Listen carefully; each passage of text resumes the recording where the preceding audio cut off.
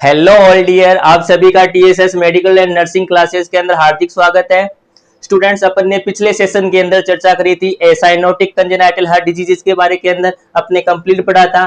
फिर अपन ने cyanotic congenital heart diseases और उसमें आने वाली हर एक डिजीज को कंप्लीट पढ़ा था। और आज का अपना सेशन होने वाला है ऑब्स्ट्रक्टिव कंजेनाइटल हार्ट डिजीजेज, और उसमें रहने वाली है डिजीज कौन सी? कोएरेक्शन ऑफ द अयोटा। कोएरेक्शन मतलब अयोटा का कुछ पार्ट पिचक गया, को एरेक्ट हो गया। तो चलिएगा अपन पढ़ते हैं।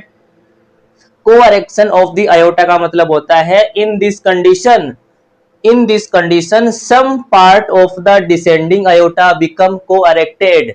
क्या बोल रहा हूं मैं कि डिसेंडिंग अयोटा का कुछ पार्ट क्या हो गया? कोएरेक्टेड हो गया, पिचक गया। तो नाम क्या देंगे डिजीज को? Coarctation of the aorta. Some part of the descending aorta become co-erected का मतलब होता है पिचकना, पिचक गया। क्या नाम देंगे? को-एरेक्शन ऑफ द अयोटा। जिससे क्या होगा? Decrease systemic circulation. क्या देखने को मिलेगा पेशेंट के अंदर? Systemic circulation decrease. क्यों? क्योंकि अयोटा पिचक गया है। अयोटा ही तो है ग्रेट आर्टरी जो पूरी बॉडी को ब्लड सप्लाई कर रही है। यदि उसका ही गला घोट दिया गया तो पूरी बॉडी में ब्लड जाएगा कम। तो डिक्रीज सिस्टेमिक सर्कुलेशन देखने को मिलेगा। और इसके अंदर क्या होती है? दो कंडीशन अराइज होती है। कौन कौन सी? इंक्रीज ब्लड प्रेशर अबोव दी कोएरेक्शन। जहां पे कोएरेक्शन है उससे जस्ट अबोव क्या होगा? ब्लड का प्रेशर हाई होगा। सेकंड बात, decrease blood pressure below the coarctation. जहां से डिसेंडिंग अयोटा को एरेक्टेड हुआ है उससे जो बिलो पार्ट है वहां का प्रेशर डिक्रीज देखने को मिलेगा। ये कंडीशन किसमें देखने को मिलती है? Coarctation of the aorta. Next अपन असेसमेंट फाइंडिंग की बात करते हैं इस पेशेंट में। तो क्या देखने को मिलेगा? नंबर फर्स्ट अपने को बाउंडिंग रेडियल पल्स। क्या देखने को मिलेगा? बाउंडिंग रेडियल पल्स देखने को मिलेगी। Number second, weak and thready femoral pulse देखने को मिलती है।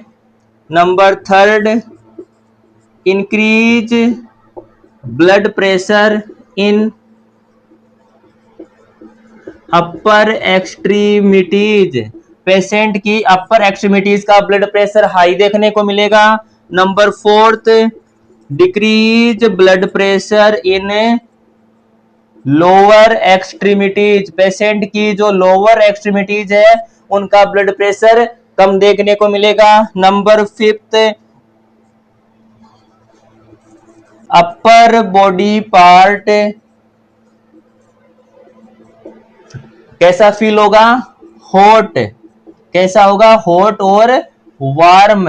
कैसा होगा? वार्म फील होगा। और जो लोअर बॉडी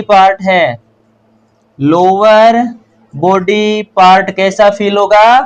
कोल्ड। कैसा होगा? ठंडा। क्लियर है यहां तक? और क्या देखने को मिलता है इस पेशेंट के अंदर? फेशियल